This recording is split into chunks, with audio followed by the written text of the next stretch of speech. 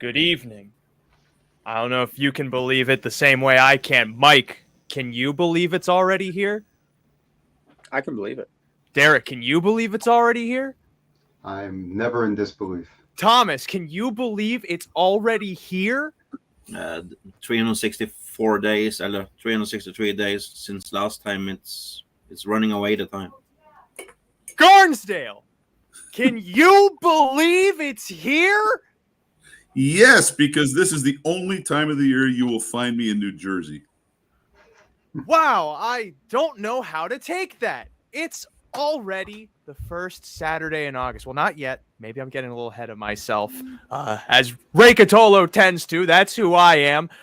Leading this roundtable discussion for the greatest day in harness racing, presented with plenty of help from Meadowlands Racing and Entertainment here on In the Money Media. We have so much to break down on a day headlined by the marquee event in the sport, the one that every little horse boy, horse girl, horse person, when they go to sleep at night, they have dreams of being in the winner's circle of this race with one Fraser Crane. He's going to be there this year, if you can believe it.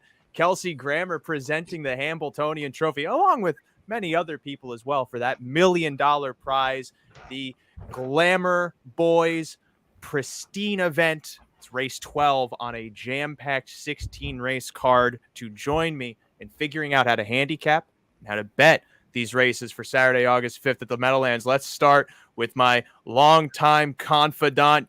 You might know him from being at my side for many years. I was at his side too. I'm a thorn in his side. He's Mike Pribozie, and he's right above me. How you doing, Mikey? I'm great. I'm here for all these roundtables, fresh off the audios last week. Had a blast there. Let's go. I'm glad you treated the word adios like the Hawaiians do aloha. To his right, one editor who reads my words and sometimes does not change them. He trusts in my voice, and he's got a nice one of his own, Mr. Derick Giwner. Derick, what's going on up there? It's great to be on, and I'd literally pay you a few dollars if you add a button to your shirt. I feel like I'm on that 70s show.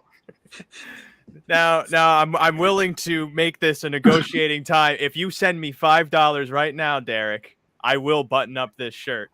The offer stands through this whole roundtable. I'm looking to see if we have the Venmo on. I have you on Venmo.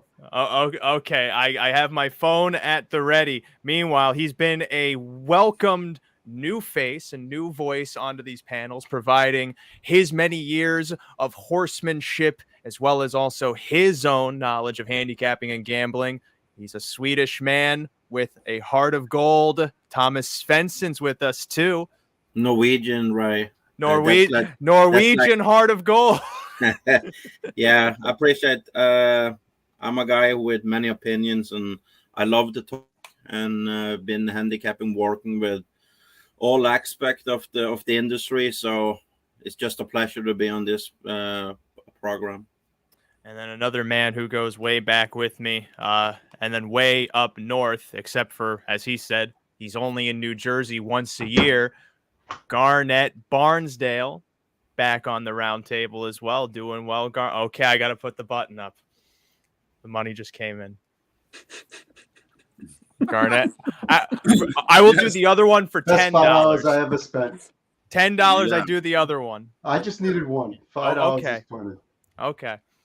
Listen, you hit the nail on the head. It's the greatest day in harness racing, and I'm so happy to be here. I'm a little tired, but I'm having a very busy week, and a very busy week anywhere near the Meadowlands is better than being at work. So I'm having a great time so far. I can't imagine this being the greatest night, because with 16 races, I already stay up late, but I think it would keep me up much later because we got to get underway immediately. Thankfully, with the stakes action we're talking about for this Saturday, they throw us a bit of a bone with the first stakes event, race 2, the Shady Daisy for 3-year-old pacing fillies. The debutantes co-featured to the second jewel of the pacing Triple Crown, the Cane Pace. Later on the card, we have 5 horses engaging in battle, if we can call it battle, because 4 of them have to overcome Sylvia Hanover, one man who has been incredibly outspoken about how she is the greatest filly since sliced bread Sealster. We'll start with Garnet Barnsdale on how she loses the race. How does she lose, Garnet? If she breaks, maybe. Well, remember what happened to Xenia.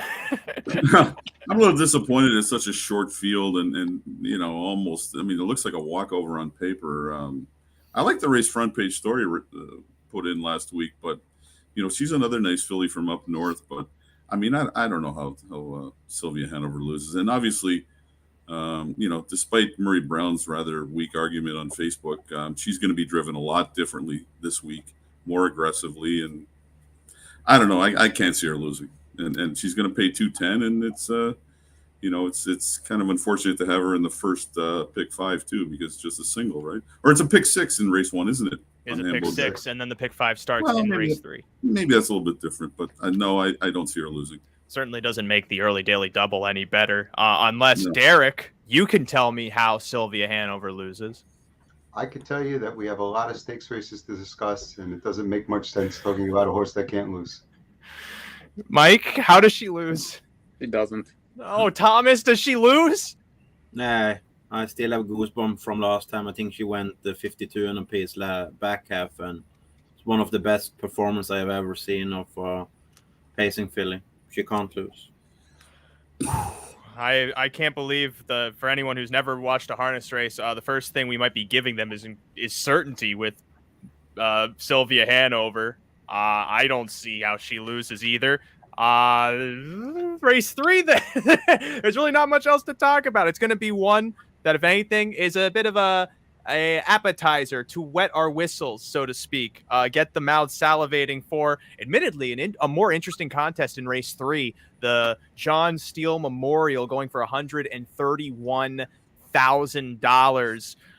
This division, we all thought, was in the clenches of Jiggy Jog, but as we saw in the Hambletonian maturity, one Jiggy might not jog all the way. Granted, it was 1 1/8. She goes back to the standard mile distance, but Mike, this is a division that's also seeing many improvers in MM's Dream for Ron Burke, even Raised by Lindy is trending in the right direction. Fashion Schooner's starting to find her best stride. This might not necessarily be a slam dunk for Jiggy Jog. Yeah, and I said that in my comments. If you look at the DRF analysis on the newsletter this week, I think Jiggy Jog's the best horse. I think the extra 8th got her last time, but this is not an easy race. There's many horses that have chances in here, lots of stakes types. Like Fashion Schooner got her trip last time, and she won in 50. MM's Dream beat Jiggy Jog in that Hambo maturity. Warby Xenia is always capable. I think that Warby Xenia likes this racetrack. I think she might be better over this racetrack than she is anywhere else. And that makes her very dangerous. And maybe the confidence is there now after that 26-4 kick where she almost won last week. She's the interesting one to me in some ways, but I do think Jiggy Jog is the best and probably wins the race. You're going to get a better price this time. You're not going to get 1-9 now because there's other horses that people are going to take shots with. I think she'll probably be maybe 4 to 5-ish, 3 to 5-ish. And if you like her, that's fine. But the money's going to get spread around in the other ones. And now Jiggy doesn't look invincible anymore. So that's what makes the race interesting. At the same time, I'm curious what Thomas saw in that Hambletonian maturity, because for one, it did rain before that race went off. So it was a bit of a moisture track. When you watch Jiggy Jog in that race, Thomas, do you really think it was down to just that extra 1/8 of a mile being too much? Yeah, maybe it was that. I think she got a little lost on the lead there too when Dexter Clarin going home with her, and she almost went almost to walk last 116. So this time I would got the pick $5-10 last time with her when she lost, so that would be a good day. So this time I think, like Mike said, I think you will get a much better price. I also think Warby Xenia is the horse that there can be value in. It's a small field. I think Dexter gonna try to drive her a little more, like maybe from a helmet, because she is the fastest in this field. So I'm on Jiggy Jog and the pick 5 stars here. So for my money, it's going to be Jiggy Jog, but I'm going to have a couple of dollars on Warby Xenia too.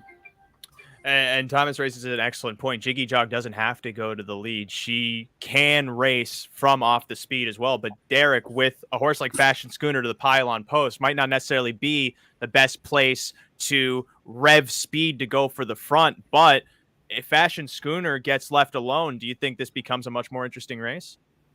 I mean, Fashion Schooner definitely tends to get fired up a little bit, but listen, she's a very fast horse. But I think if a really good horse like a Jiggy Jog comes at her, I think she will give it up. That's just my opinion. I think Jiggy Jog is the better horse overall. I'm on board with her. I don't know if I would take 3 to 5 on her, though. I mean, granted, it's much better than 1 to 5, but I'd kind of want. I'm in the 6 to 5 range. Like if you gave me 6 to 5 on Jiggy Jog, I would definitely bet her. No doubt in my mind, I would go to the window. At 3 to 5, I'm up in the air. I kind of do like Warwick Xenia a little bit. I mean, I thought the race last week was really good. I think the short field benefits her more than anyone else because she has that really quick turn of speed where she could just sit anywhere. She could be sitting 6th, and in a 6-horse field, her late speed is enough to perhaps get her home. I mean, if you're going to give me 4 to 1 on her, or 5 to 1 on her, or 4 to 5 on Jiggy Jog, it's close. Garnet, since we're missing our brother in arms to one massive storm that's hitting your treasure trove up north, give us both your and Rob's defense, maybe even offense, as to how Warwick Xenia beats everyone here. I don't think she does. I think she. What? Wait, let me do that again. What? I don't know that was such a strong performance last week. She sat in, did nothing for 7/8 of the race. Fashion Scooter started coming back to her. Maybe she should have won. That being said, I'm probably wanting to bet a cold exactor with her second behind Jiggy Jog. Listen, they all get beat, right? They all get beat. Jiggy Jog got beat. That doesn't mean she's still not the best. I think the extra 8th and maybe the track condition played against her. I don't necessarily like Warwick Xenia to win this race. Why couldn't she catch a tiring Fashion Schooner last week? I mean, is she going to get a more perfect setup than she got then? I don't know. But, like Derick says, though, it's a matter of price.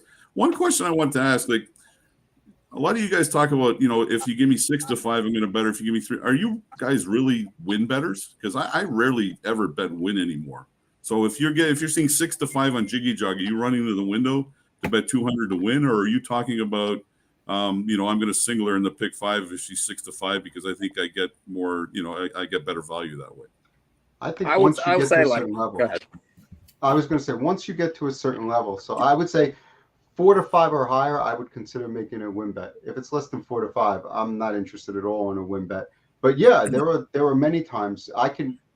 A handful of times I could tell you just last weekend where I went in, I picked one horse, but I thought the other horse had a reasonable chance. The odds were much better on the other horse, and I just made a win bet on the other horse. Fair. Yeah. I mean, talk about fixed odds, fair odds all the time, and guys make lines for themselves, and value is very subjective. But if you think you're getting value on Warwick Xenia at 5 to 1, then you probably should take that win bet. Last year, and just a perfect example, the Breeders' Crown, I like Jiggy Jog, and she was like 5 to 2 on the board. I made a decent win bet for me on her because I liked her that much, and I thought that was value in that race. So I think if you see value on the board, regardless of price, sometimes 6 to 5 is value if you think the horse should be 1 to 9. It's all very subjective. You want to have an idea what you think value is in every race and where the value lies. And maybe that might not be, the horse might not have the best chance to win, but he might have a better than a 10 to 1 chance to win, then you're getting 20 to 1. So that's the kind of things you have to do. I agree with all of that. I'm just not, I don't get excited over a 6 to 5 shot that you maybe think should be 4 to 5. Like I'm not a win better.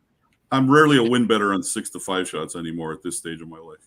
If you look at this race, Garnet, let's say you like Jiggy Jog and the horse is 6 to 5, and you decide you don't like to bet at 6 to 5. You want to bet exactus.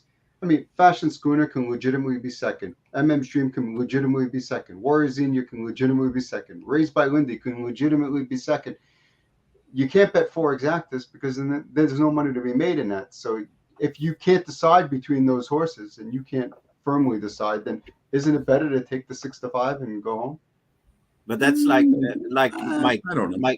Mike, you have been with when I've been with you and Edison on the Scandinavian races. Like that's my biggest difference from betting. I'm betting hard on the pick 4 and pick 5, and home in Sweden and in Norway we have the pick 5 and 4 and 7, and we can always see the money, how much money percentage there are on all the horses in the pick 5 and pick 4 before we post a better ticket. So if Jiggy Joggy is going off as after she lost last time and she is only 65% of the money on the pick 4, I single her. But if she is on 90% of all the money in the pick 5, I'm gonna have Warwick Xeni on my ticket. So that's the biggest issue I have with betting the pick 5 and pick 4 in this country. I don't know where the money are. Mm-hmm. That makes a huge difference. We talk about that a lot on this, especially on the Swedish podcast, where they give you that information on that Swedish harness racing website, where you're aware of where everybody stands in every leg of every multi-leg wager. Well, that's a massive advantage. Imagine if we had that here. The differences in the betting you could structure, the betting you could make, knowing, okay, like you said, Jiggy's 90% in the pick 5. Well, now I want some other tickets because you're wiping out 90% of the pool. I mean, it's huge. And one day, guys, when you have time, I'm going to show you. We have a system tool that we can use in Sweden and Norway and Denmark, who is named Joker's system. There we handicap all the races. You can put in the money on the horses. Like if you believe in a horse, you can put 80% of your money on it, and the system makes the tickets for you. So you have multiple tickets, and if you're good handicapping the 5 races, then you have a good shot to get the pick 5. And it's you can use it on all platforms. It's amazing. I know some bettors have used it, tried to see if they can input it into the U.S. harness racing, but it's impossible. And ultimately, when it comes to something that's pari-mutuel, these markets are formed by everyone else's opinions. And so at that point, when you are entering that market, this is ultimately you want to demand certain prices. On Jiggy Jog, for instance, Derek's saying 6-5 is reasonable. I don't know if I agree with that. Maybe, but it's a point or so difference between my line and Derek's line. And that's ultimately what makes us we have to make those decisions as bettors, because for one, we can't bet every single thing we like, and having those kinds of opinions forces us to be better with the decisions we make. But also, in Barnsdale's defense, if you have a 6-5 shot and you're able to find a horse that you can solidly say could get second or third, you could turn that 6-5 into 3-1 or 4-1. These are just all of the factors that we have to think about before we go and make bets in general. As for this race, I really don't know how much money we're going to make on a 6-horse field, especially with any exactas, with one Jiggy Jog on top, even though Jiggy Jog is the 6-horse. As for me, I'm going to watch out for Raised by Lindy. I think maybe betting her for second in the exacta might be the way to go. Fashion Schooner might get a bit more credit off that win. MM's Dream, just off the Hambletonian maturity win, even though she lost last out, I think she's going to take a bit of play. So maybe Raised by Lindy gets lost in the shuffle. And I haven't minded how she's raced since going from Canada.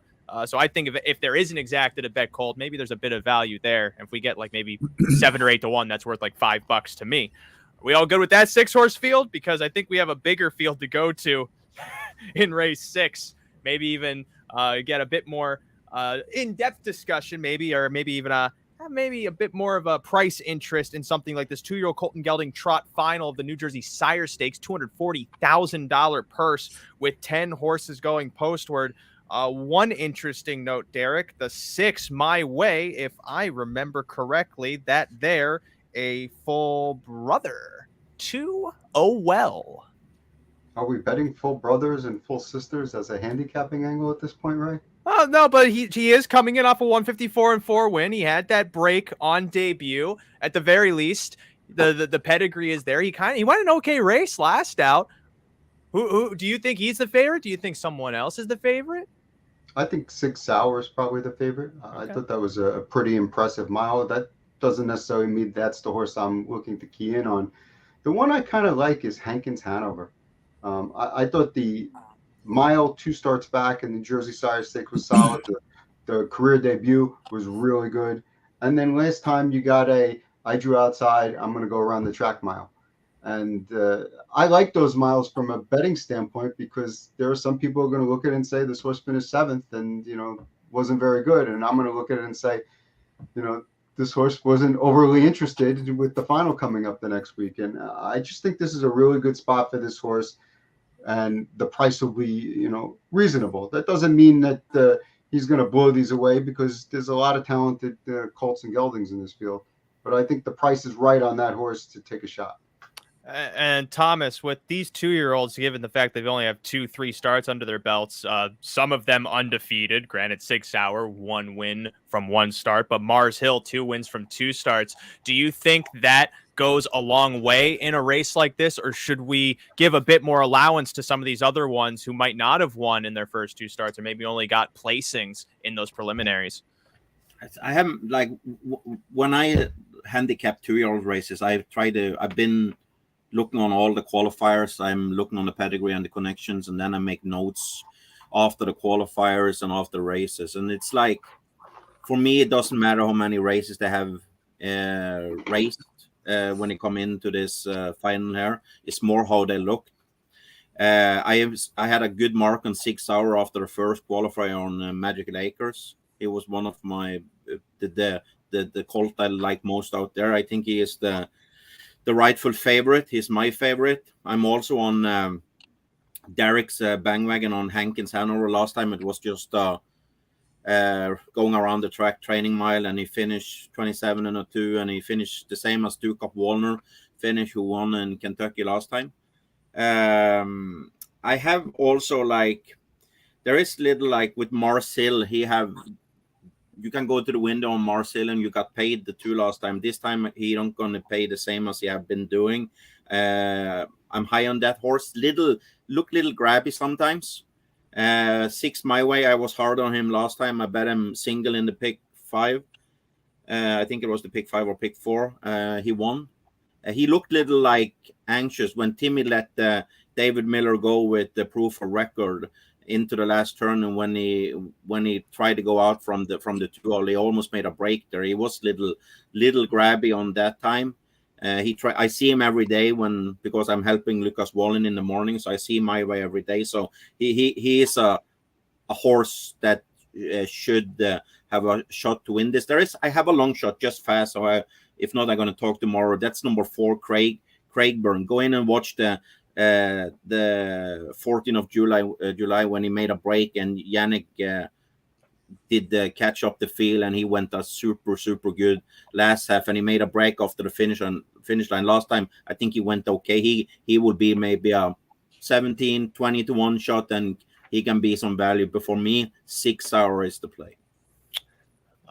Barnsdale, this is 2-year-olds ultimately are they're an incredibly subjective thing, more so than other overnight claimers or general harness races that we watch, because for one, we only have so many lines to look for, but also there is a little bit that you have to look at them on the track as well to really get an idea of maybe if they're overly hot or if they're a little anxious, because this is only their 3rd, 4th time on the track, and in a big contest like this, it's still a learning experience.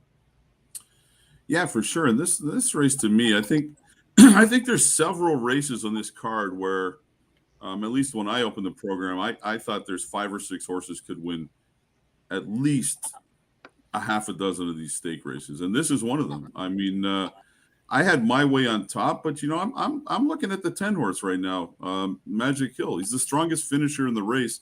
He went 2 phenomenal trips in both his starts. I know he's got the 10 hole, so you're going to get a price, right? I'm not saying we should bet him, but this race on any kind of a multi-race ticket will definitely be a spread race for me.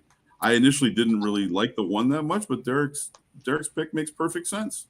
The horse had 2 very good races, and then last time, with an outside post, used the race as a tightener, really had no shot when they went 127 to the 3/4, and still made up, 5 lengths, almost 5 lengths. So that horse looks as good as any. 6 Hour, one start, 1 win. You got the undefeated 8 horse. I'm probably going to go 5 or 6 deep here on multi-race tickets. To me, it's very tough. I definitely find myself in the same position as Barnsdale, Mike. But maybe some. Do you see it any different? Because if anything, these 2-year-olds they do seem incredibly even at this moment. Well, because the best ones are winning these eliminations close to the front or getting, 2 whole trips up close. If you look at a lot of these lines, those are the horses that are dominating. Well, they all can't be on the front here, can they? And some of them have to come from off of it now, and that puts them in different positions. And a lot of them have been bet in these races too, so they're all pretty well meant. I think just the 6 Hour did impress me the most, but he had a pretty decent trip there and was going away at the end in a quick time. I think second time out, he probably should improve, but they all could improve. These are 2-year-olds that are getting good, very quickly. And I think it's hard to gauge. And I think it's tough to narrow down unless you have some sort of great opinion here on one of these horses in the multis, but it's a spread race for everybody. So use a bunch of them. I was 3-8. I think that they're fairly obvious, but they're by no means. I mean, even in a horse like the 10 could be good here. I mean, Tactus Barnes going extremely well right now. Everything that she's sending out is winning, and that horse has been bet twice. There's other ones in here that you can go with. So not a huge race where I have a strong opinion. I think the 3 might be the best horse, but I mean, we'll see. We'll see on Saturday. Absolutely. This is a race where if you're betting it vertically, it's a must to watch how these horses score down, see if anyone looks a bit more anxious than some of the other ones, because that could tell you if who's going to leave, who might be a little grabby. As Thomas has been mentioning, if you watch the replays, horses can want to go more than they're being asked. It's kind of a give and take in that way. Just off lines alone, I will say the 1 and 6 did stand out to me because for 2-year-olds especially, it shows maturity if they're able to take back and go, even if they get a little antsy and might maybe just still have a little bit of greenness to them. But the fact that they can yield, make a second move, like maybe Hankins Hanover can, having gone to win on debut or on second asking, I should say, and then just going that exercise mile in his most recent start. That shows appeal to me. The same way with the 6 My Way, lost the lead, retook the lead late. So those 2 stand out to me, but definitely watch how they look on the track as we move on to another stakes race, race 7, the Lady Liberty $171,000 event race last year. That test of faith trumped by one Kobe's Gigi at odds of 50-1, 60-1, 70. She was a really big price that day before Todd McCarthy won another big price later on in another big race. This time around, though, potentially a twist of fate for Test of Faith, who has had 2 bad draws. Third start off the bench, a chance for her to rejoin the top ranks of these esteemed pacing mares, where Michaela has been breaking through. Silver Label has broken through. Grace Hill, towards the end of last season, stamped herself a top contender. Garnet, this is a division that has grown with each week a little deeper. Yeah, and this is another really good race. For me, not to pick Max Contract in the top 3 tells you how deep the field I'm is. shocked. And she'll probably win and pay $200 now. But, the other thing that kind of strikes me now looking, I'm scrolling through the page. I don't even have Michaela in my top 3, which seems insane. But again, shows you how deep the field is. I went to Silver Label because, I loved her racing the Perfect Sting. Things kind of worked out for her there, but I think she went too fast in the Houghton from the rail. She went too fast. 53 and 4, 121, wasn't beaten far.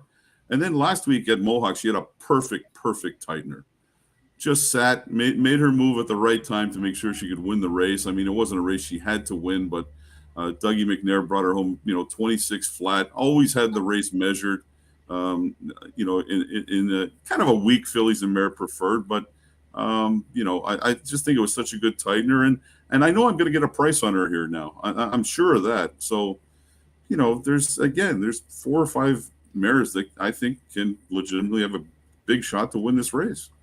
That's an interesting that you might get a price, because I don't know who's going to be the favorite here in this race, just because, you can make an argument for Michaela. Grace Hill, who is the slight morning line favorite, does have the credentials to take a lot of money. But Mike, I could realistically see this as a race where, there's like a 5-2 favorite, maybe 2-1. Yeah, there's a lot of horses that are going to take money here. Grace Hill will take money. I think Test of Faith definitely takes money. I'm not sure what kind of price you're going to get on Silver Label. She was 2-1 in the Houghton on July 15th. Now, I don't think she'll be anywhere near that, but she's probably not less than I would say she has to be less than 5-1 in the race. Michaela's now going to take money, and definitely not going to be anywhere near 40-1. So the money's going to be spread, and for some reason, Max Contract always seems to take money too in big races. It's a good race. I think Test of Faith gets back to herself here. There's no excuses now, right? Yeah, you have the 2 bad draws. You have we're coming back and getting started. She has limited starts. Well, now it's go time. 25-4 kick in that qualifier. She's drawn perfect. She has absolutely no excuses whatsoever. She's supposed to be, if she's coming back, I think that they want to win races like this. Otherwise, why are you coming back? And the 5-1 morning line, I think, is absolute pipe dream. She's got to be half that, maybe even less. I think she's less than 2-1 in the race. I do like her though. I think that she's going to be full systems go. They're going to try here. She's going to be really tough. I don't know how the race really sets up. I don't know if Grace Hill gets the front. I don't know if Silver Label challenges early. What kind of drive does Michaela get now? She's definitely not going to be as far back as she was, on the 15th of July. So I think the race is very difficult to set up. I think Test of Faith can win with any trip, and that's why I like her most. Derek, does this race have you deep in thought? I saw you staring up at that big noggin of yours time and time again. You know what I was trying to think here? I was sitting here. Mike has Grace Hill, Test of Faith, Silver Label, and Michaela, all 5-2 or less. I'm trying to figure out how they could all be short. I didn't say that. That's not true. I know for a fact that the horse I like in this race is not going to be 5-2 or less. 15-1 or more likely. I like Boudoir Hanover here. I think, first of all, a lot of people forget this filly's mare now she's a millionaire. I mean, she's got a lot of class to her. She went to Oak Grove. From what I've seen, a lot of horses go to Oak Grove. Well, you might not be doing that in a second. They go to Oak Grove, they leave, they go somewhere else, and they just don't do very well. No, that's not true. That's not true.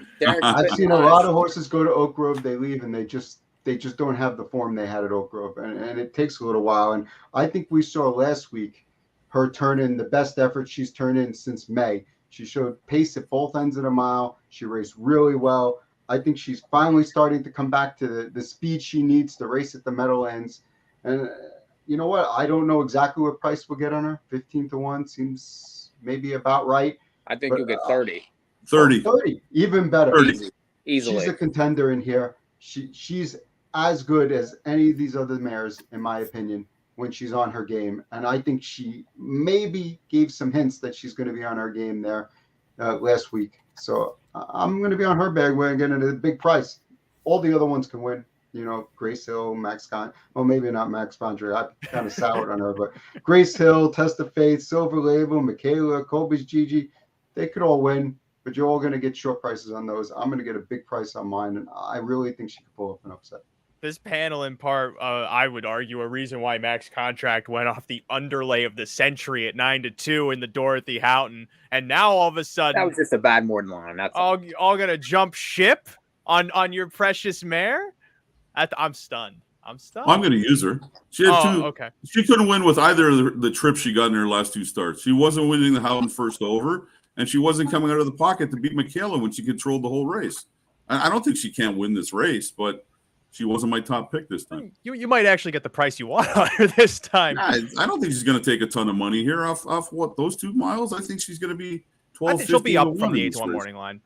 But as Derek said, a horse like Boudoir Hanover is giving hints that she might be ready to go. But honestly, I would argue that a lot of these mares are giving hints that they're ready to go on this big day. And it is really tough to separate the cream from the crop. Yeah, it is. And for me, it's Test of Fate. This is a spot I'm going to bet Test of Fate when I see the morning line 5-1. I was jumping in the road. I was so happy, but 5-1 is not going to be 5-1. She's going to be like maybe close 9-5. She's going to be the favorite, I think. But Test of Fate, she is set up to win this race. But when you go behind her, there is horses like I'm gonna have on my pick 5 ticket. It's gonna be Grace Hill, Silver Label. I don't gonna lose on if Max Contract wins, because we have been talking about her. I've been chasing her all the time. I don't gonna have Michaela on my pick 5 ticket. I think she is the overbet in this race. She need to have a perfect setup trip to win this race. It's not going to be a Ministry of Speed, George Brennan to the lead and control. This will never happen on Meadowlands. So Bordeaux Hanover, yeah, maybe I will be shocked, but maybe I'm gonna listen to Derick for once. A bold strategy. I certainly, I feel like I'm in a similar camp, because I don't know how Test of Faith, given her resume, given, you know, as Mike mentioned, the qualifier she's coming in off with the 52-4 back half, with finally an advantageous post draw, how she isn't lower than the 5-1 morning line, maybe even the favorite in this race. It's a tough one to kind of figure out this early. Maybe to our end, then looking at multi-race wagers, this is a great race to key in on and try and take advantage of maybe some of those morning line inefficiencies if other money can't on horses like Test of Faith or even Boudoir Hanover. I fully agree. She's the prime kind of mare that just can go, sit, and pounce if everything works correctly. And that's been the kind of trip that she's proven to like. She got it a couple of times at Oak Grove. Other times she just had to prove she was the best at Oak Grove, and she went pretty big miles, all things considered, for Oak Grove. But beyond that, it's also give it a monkey wrench with Michaela. We haven't even talked about Amazing Dream, who always leaves having post 10. Does Yannick go with her? If he does, the race gets completely messy. It's one of the better betting contests. I wouldn't say it's the best betting contest, because that's still to come in race 12. But a great race in the Lady Liberty carries us to the first of 2 divisions for the Sam McKee Memorial, race 8. Oh, I should also mention the Lady Liberty. I like Test of Faith and Boudoir Hanover, if I didn't make that clear. Boudoir Hanover, I think, is definitely going to be a great overlay. As will another Tony Alagna trainee, at least in my mind, in this first division of the Sam McKee Memorial. And an interesting concoction here, Derick. Not necessarily grasping for class. Many millionaires here inside of this field, but a bunch of horses that really have just been trying to figure themselves out, while against a horse like Ruthless Hanover, who has gone a sub 147 mile in his life. Yeah, I think this division in general, the older pacers, you know, we're kind of in a bit of a malaise. Like we had last year, we had Bulldog Hanover, and everyone was like, "Oh, it's Bulldog," and everyone was all excited. And now none of these horses have really stepped up to give us that horse to where we're dying to watch, so to speak. I think this race is pretty wide open. I couldn't bet Ruthless Hanover. I'm sure a lot of people will bet Ruthless Hanover. I'm just not excited about it. I think that the effort that Alleyway Hanover came off last week is kind of a throwout effort. I do believe he'll race better. I don't know that I have a ton of confidence in him. I think Mad Max Hanover is much better near the lead and hasn't really been on the lead lately. You know, will he end up there this week? Probably not with Ruthless Hanover in the race. So I ended up on I Did It My Way. Am I excited about it? I don't know if I'm excited about it, but I feel like last time in the Garrity, no chance. In the Houghton, no chance. I think he's finally in a position where he should be close to the pace with an opportunity to, do some damage late. I think he won't be the favorite. So that's probably where I'll end, but I wouldn't say that I'm, excited about it.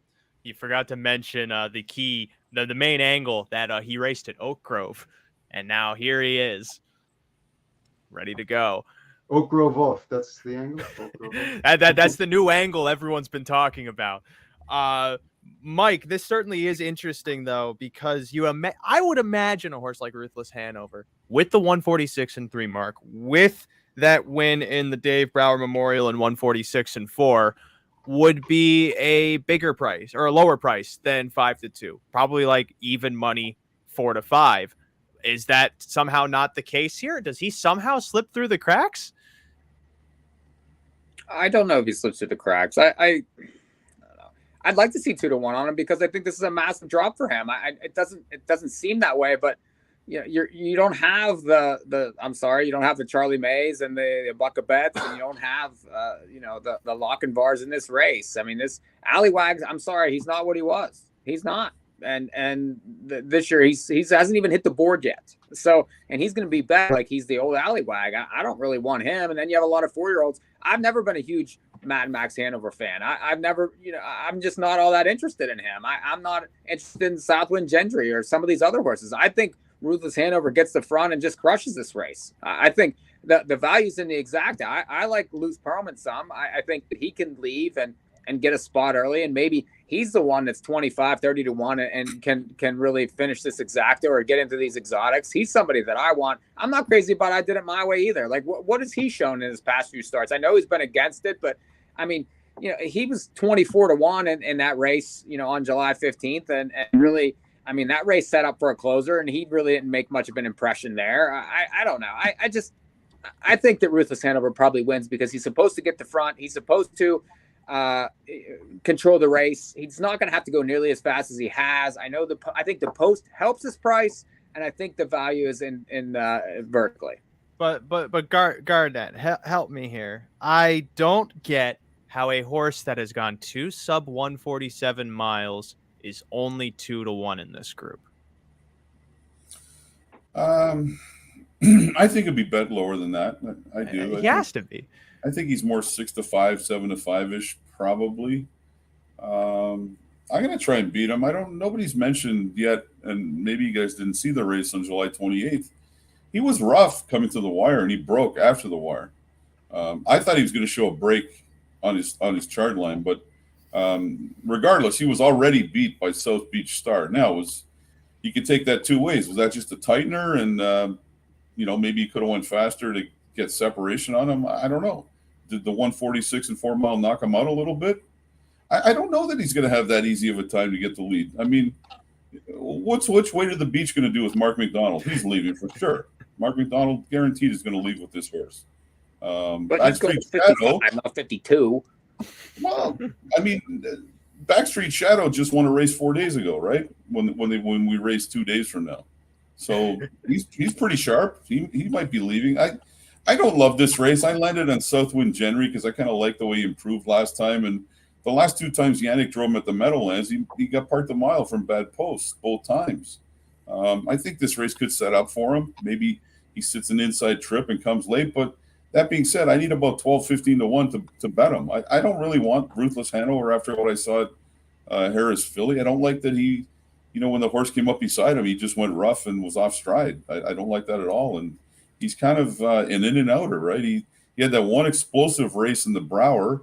And how many times can you go 52-4, 119-4 before you go off form? I don't know the answer to that, but I'm not going to bet him at 7-5 to find out. Maybe you should ask Bulldog Hanover how you do that. Thomas, certainly outside of Ruthless Hanover, this is anyone's contest, pretty much. Yeah, it is. But it's like Garnet said when he got off stride on Chester last time, and when we go back and see the Ruthless Hanover, he is doing his best performance when he's open up, when he is almost coming up to the 3/4 pole with the 3 lengths lead, because he gets so brave. And so if you have a horse that is looking him in the eye when he come in the home stretch, he's losing every time.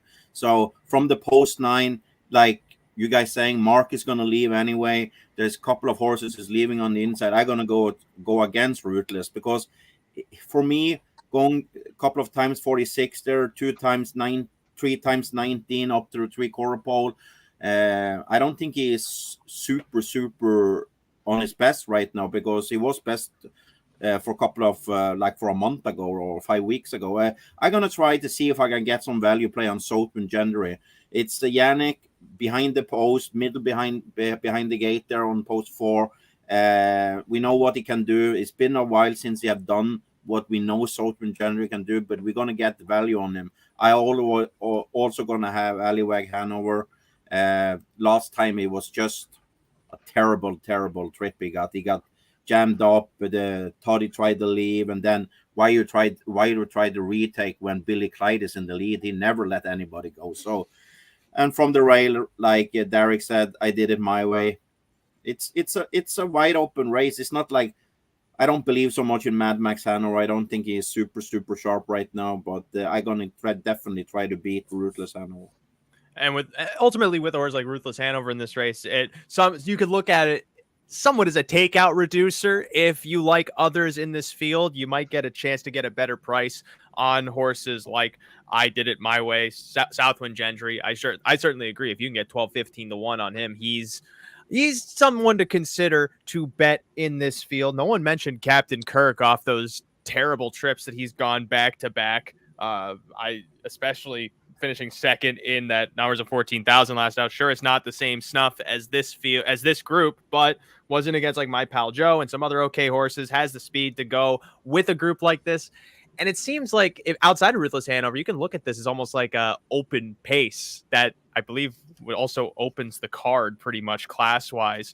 So there's that element to it, but ultimately, at least how I see it, with I Did It My Way drawing the inside with all the speed in this race. If he can push off the wings and get that pocket trip, he's always dangerous. The one caveat I would always say, and this is from watching him at Oak Grove, watch how he looks on the track. You can tell when the I Did It My Way is ready to go and when I Did It My Way might only be like 95, 90%. But ultimately in a race like this, he could be a sleeper, and off that Garrity performance where he really had no chance from that draw, he might provide some okay value. That's the first division of the Sam McKee Memorial. And already that brings us to the first of the Hambletonian events, the Oaks. $500,000, 3-year-old trotting fillies in this 10th race, 10 going postward, only one getting crowned with the laurels. They don't get laurels. They get the roses. They don't get roses. Derick, what flower do they get when they win the Oaks? Is it like a lily? Isn't it yellow? I thought it was like a yellowish. A sunflower? I'm certainly not a botanist. Could be a lily. A lily flower, if you will be given to the victor, even though that's a dude's name, of this Hambletonian Oaks. It really could be any of them. It could be any of them. We were looking at Ox Fenstead, not for Bond, but for Special Way. Her bones are a little sick, so we're going to wish her the best of luck in getting better. She's slated to come back later this season. Bond, meanwhile, the other speedster from the Svensen contingent, 2 starts ago in the Del Miller, not able to go the route. Last out went fractions. I don't recall ever seeing a 3-year-old trotting filly uncork in my life. Reasonably finished 5th doing so. But Atlanta. Thomas, tell me if I'm wrong. Because of how inconsistent Bond has been and what we know she's capable of, it feels like a lot of this race hinges on what she does. And we can't really make a good decision on what she will do. But it's like, I can try to come with information I have in this race. Like with Bond, she had a close bridle on last time, and she was flying out. She's been loose on the farm with a jog cart on there, so maybe that's why they put the close bridle on before that. So that's why she maybe run away too.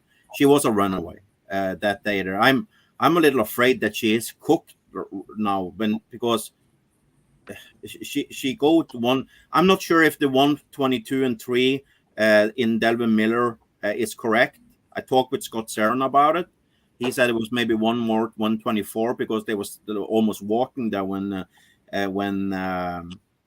Scotty C was flying up there. And last time coming back this week, Bond for me, if she go out and win, okay, I think I'm beat.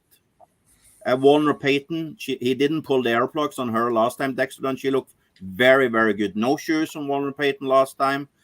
I know Kaylee S. are going to go, and all the Melander fillies is going to go with no shoes. We know Heaven Hanover, she won with no shoes. Secret Woolo is the first time she's going to go with no shoes. If Secret Woolo had a good post, she will be my morning line favorite. She is so much better if she can just race from a helmet, and then she can fly home. One horse that you're gonna get so high odds, and I think you maybe can get 25-1. It's number 8, Kylie S. Joviality's sister. She is just go in and see the last 2 races for her. She has been sneaky good. And if it's going to be Bond coming up to the, or something other coming up to the half in 54 in a piece, then we can get a long shot in KLS. I also think Matthew Beck's the Resolve filly there, number 4, Writer's Resolve, raced decent first time down on the Meadowlands. And so I have Warner Payton, Secret Wulu, Writer's Resolve, and KLS. Certainly, Derick. Bond with that speed, surrounded by other speed as well. Thomas was mentioning Ricer's Resolve. She's one that can leave. Walner Payton won on the lead last out with that pylon post. Now have to figure she might want to try and go and at least be forward. Mamba Sita has won that way as well. It really does feel like if Bond isn't fully there, that this race falls into anyone's lap. Yeah, I would say of the 16 races on the card, this is perhaps the one I have the least feel for. I really don't love anyone in here. I ended up picking Bond from a perspective, looking at it from a different perspective of this horse is going off at 1 to 2, 1 to 5 every single week. I think there's a reasonable chance you're going to get like 4 to 1 this week on a horse that, speed-wise, just time-wise, forget about everything else. She's going just about as fast now as she was going before. Yes, it doesn't look as pretty because she's tiring late, but she's still going that same high 51, 52 mile. If Aki can drive the horse a little bit differently from off the pace, and I really do believe he will. I mean, when I talked to him last week, he was like, maybe she needs a different drive, so I'm thinking if she can drive a similar race, I would be, from off the pace, maybe she can use that speed at a better time during the mile and get the job done. I'm more of, there's horses in here that there's no chance I'm betting. Like, there's no chance I'm betting Walner Payton. The horse can certainly win, but I just don't want that horse at that price. I'm not convinced in the horse. I'm not betting Hard on Fire. If you're going to bet Hard on Fire, should have bet the horse last week. I'm not, sold on that horse. So Bond, Righteous Resolve, Rally Something, Secret Vol is exactly what Thomas said. And I think we probably maybe even had this conversation before. If she drew inside, she would have been my top pick. For certain, she would have been my top pick. I'm just not sure the trip she's going to work out from out there. I wouldn't even be surprised if Instagram model Heaven Hanover won. I mean, I really think this is the more wide open of the 2 races between the Hambletonian and Hambletonian Oaks. And I know most people feel the opposite. I'm not of that opinion. Yeah, you're but coming at me.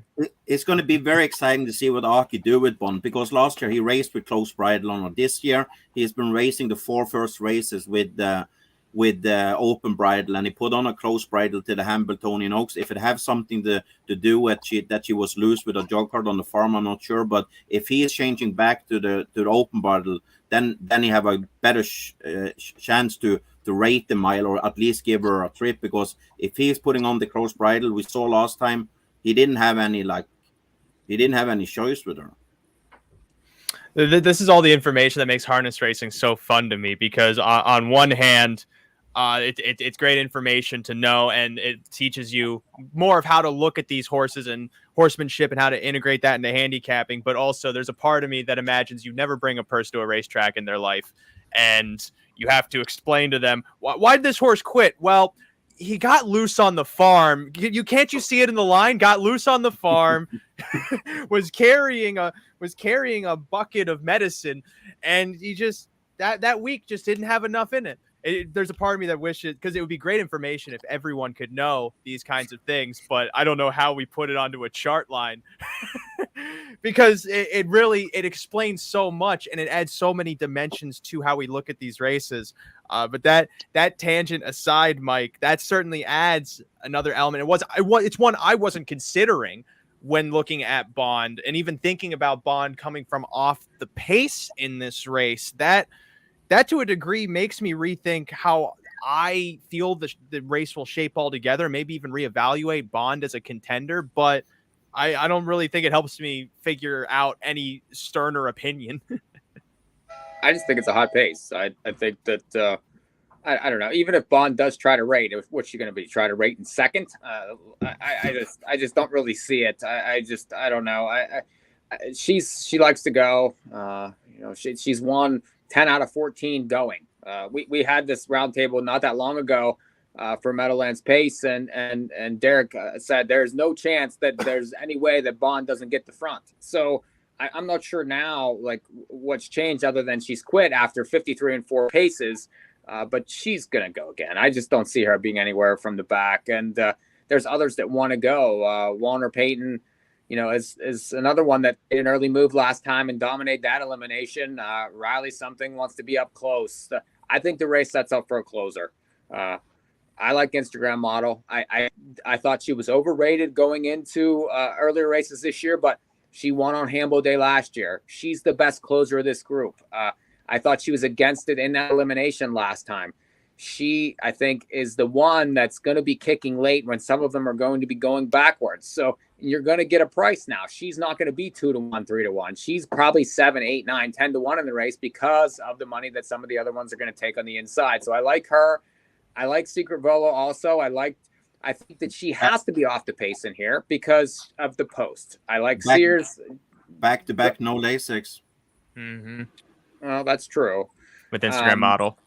Yeah. On Instagram. So I did ask trainer Annie Stobie about the no Lasix, and she didn't think it was going to be a big deal. She actually mentioned. Have you heard any trainer says it will be a problem? No. But I kind of brought it up more for the fact that she was bringing, and this would be interesting for you to answer. She mentioned that the horse spends a lot of time in the hyperbaric chamber. Yeah. And she thought that would be a help with coming off Lasix. Any thoughts on that, Thomas? Yeah, 100%. I talked with the owner because I tried to do a work to see if I can buy her as a broodmare after the end of the season. So I talked with the owner, and he told me the same, that she is using the pressure chamber is helping the lungs to heal after hard training or hard races, and especially for the Lasix horses, it benefits them. So sure, she can, like Mike said, she can be a player if you have a helmet, and definitely you're gonna get a good odds on her. So this race here, I think we can make a case for so many horses. It's one of the widest open oaks I've seen. So when I was looking at the program pages all those weeks ago, and that H was next to Instagram model, that meant that she had a hyperbaric chamber added to her equipment, right? Okay, that because it said Hambletonian eligible, so I'm still learning how to read these programs, much like everyone else. Barnsdale, we talk about time and time again in races like this. They may be wide open on paper somewhat, but even if they seem wide open, you don't feel a strong opinion towards something. It's okay to maybe take a stand if you can justify the price. And so tell me, are you on Righteous Resolve? Absolutely not. Damn it. I'm strongly on Secret Volo. And it makes me happy that a lot of guys here are saying, well, if she drew inside, I'd bet her. One thing that sticks out to me every time I see this horse is that race in the New York final. And when you look at the comment in the program here, it's this big move, and it was a huge move that she made, and it was her second move of the race. So next time out, she goes to the front, gets beat. Last week, I think she had a perfect tightener for this final. I might get 8-10 to 100 from the 9-hole. I love her. I don't want any part of Bond whatsoever. Last week, Derick's comments in the forum were she just wasn't herself. So she had the she just wasn't herself excuse last week. Then she put on the closed bridle and was a runaway. Now there's going to be more experimentation and potentially racing her off the pace. I think she's still going to get bet, and I don't want any part of her at all. And also, Ray, you're a historian. You should know that in the Hambletonian, the first heat of the Hambletonian, Atlanta cut a 53-2 and 121 fraction. So you should have known another horse, a 3-year-old filly, that made those kind of fractions. But she didn't go 25-4 to the first quarter. She did get beat in there, though. She also did lose. And everybody was off her except me in the final because of those fractions. I bet her. Six-pack was out. Of course she was going to the front. Wait, with Atlanta, all I will say is Shocking.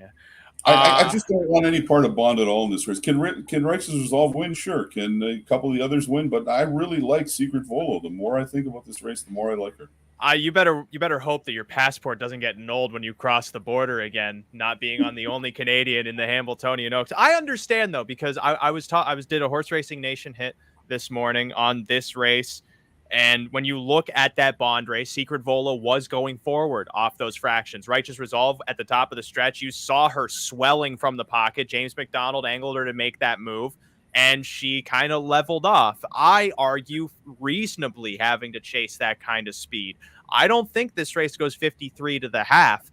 And so Righteous Resolve, the fact that she has that kind of gate speed, and if I get that 8-1 price, I feel like I'm comfortable maybe taking a stand on her there just because the price is right. I could understand Secret Volo. If you're getting 10-12 to 1, I certainly would also add her not only on the multi races, but also to that cross country pick 5, which starts with the Hambletonian Oaks, also covers 3 races at Saratoga, as well as the Hambletonian in race 12. But we'll get to that in a second.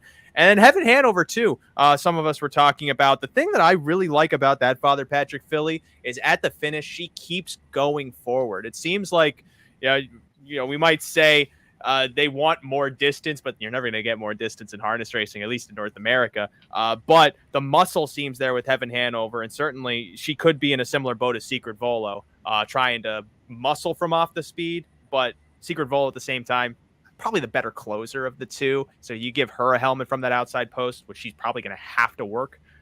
It can all go in her favor, but ultimately to me, I think Righteous Resolve is an okay stand to take inside. What shoes for Heaven Hanover? Do we know? Any No shoes? No shoes on all the 3 Melander horses, and I think it's the first time for Secret Volo. It's the first time for Kayla. Heaven Hanover, she went with no shoes in the Delvin Miller, so maybe air plugs also on Heaven Hanover for first time.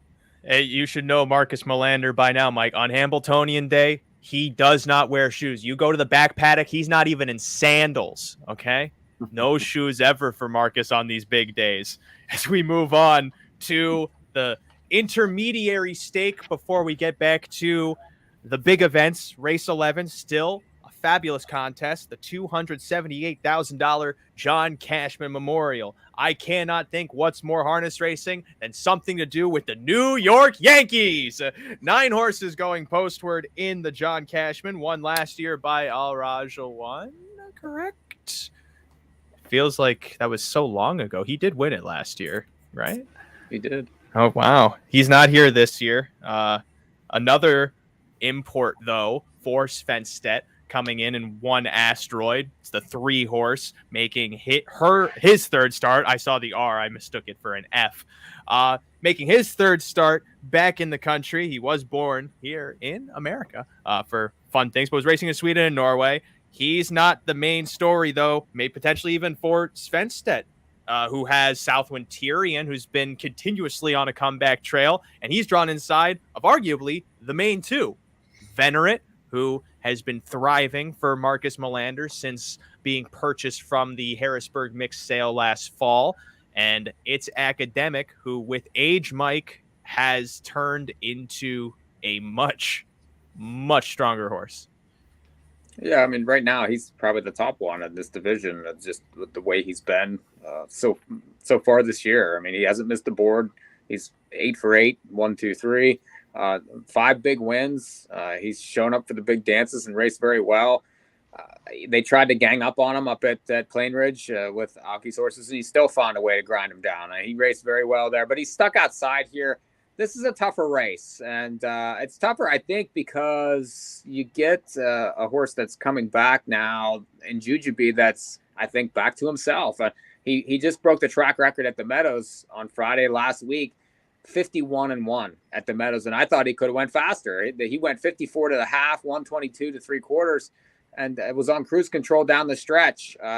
We know how good this horse can be whenever he's on his game, and I do think he's back. He's 15-1 morning line. I think that he's nowhere near that in this race. I mean, he can't be anywhere near that. He's going to be lower than that, but he's drawn. I will give you 20-1. Really? You don't like him at all? I can bet it in the pocket. I do like him. I think he's very capable, especially. Well, I mean, there's question marks on the other ones. I mean, it's academics drawn outside. Venerate has 2 starts this year. I mean, he's good, but he still has to overcome. And the other ones all look the same to me on the inside. So I think that his best. Let me ask you one of the questions you frequently ask people. What would Longshot be? What odds would he be in this race? Who's that? Longshot. Well, I'm not worried about that. I mean, 200 to 1. Maybe, but it's more the fact that this horse showed up and showed that he's capable of that 51-1 to me. I don't care who he was facing in the race. It doesn't matter. It doesn't matter to me really, because it's more, can this horse get back to what he's used to going? And whenever he won, $1 million that one year, whenever he was unbeatable. So, I mean, at 3 he was unbeatable. But he have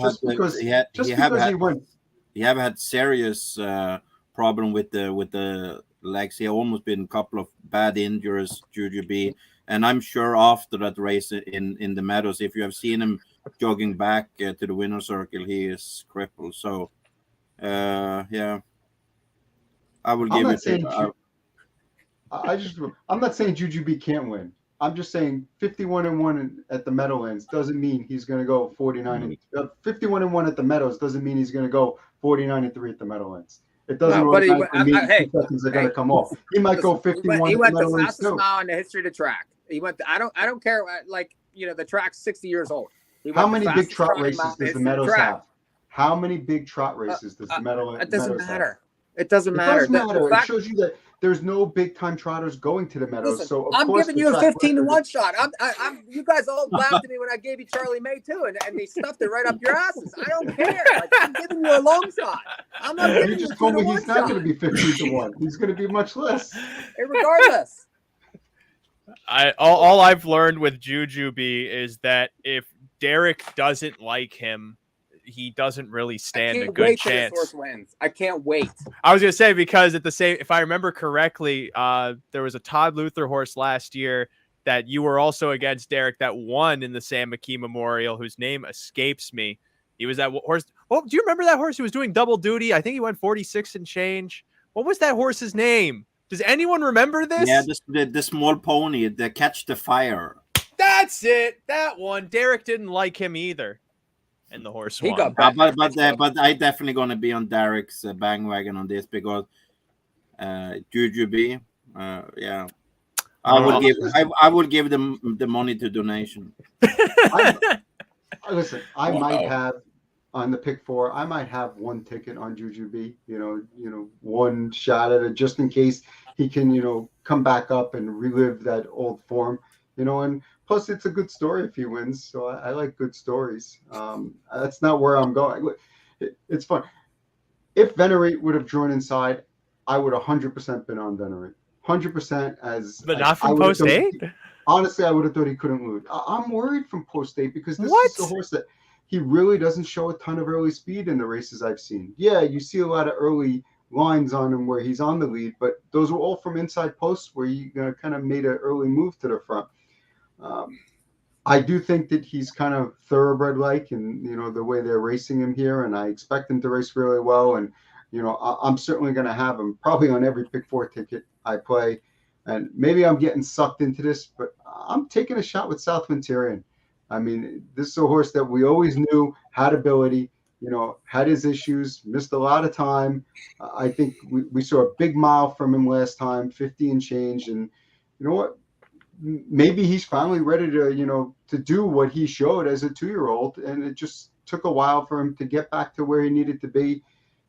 I know he can win over the track. I know he's sharp off his last effort. And that's where I landed. But I will definitely have Venerate on basically every multi-race ticket as well. I don't know. I think I'm going to need some extra intel here. Thankfully, we got our eyes on the ground, and Thomas Svensen, who probably have you gotten a chance to see Venerate in between those starts? I see Venerate every day. So he looks good home. He got a super good qualifier. I was not super happy with him in the Crawford. He lost his gate the last 116 there, and Brian needed to carry him in. That's the issue with him. He struggled a little especially on the last turn. He always do. He is much better now after Marcus they bought him, and he's getting stronger. Trained the winter on the deep sand. I'm also on Southwind Tyrant here, like Derick.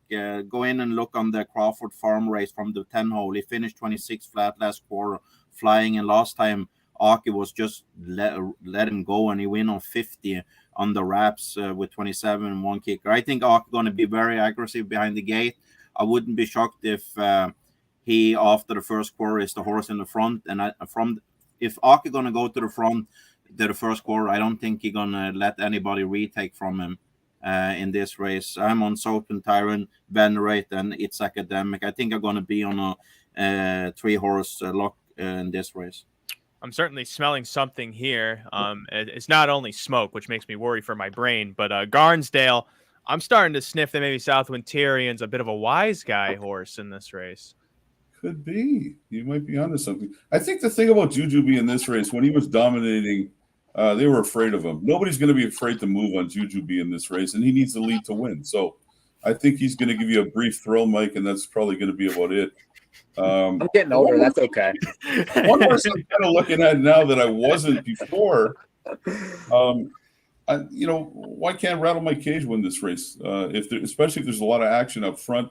This is a race where T-Trick, you might see him sit second, third over and fly by them. His race with Aki driving in the Spirit was very good, right? He made a move to the front at the half, and he came on again, was only beating a neck. I did pick It's Academic on top just because he's been so good, but you can't blame anybody for trying to beat him from the 9 hole here. He's probably going to be an underlay.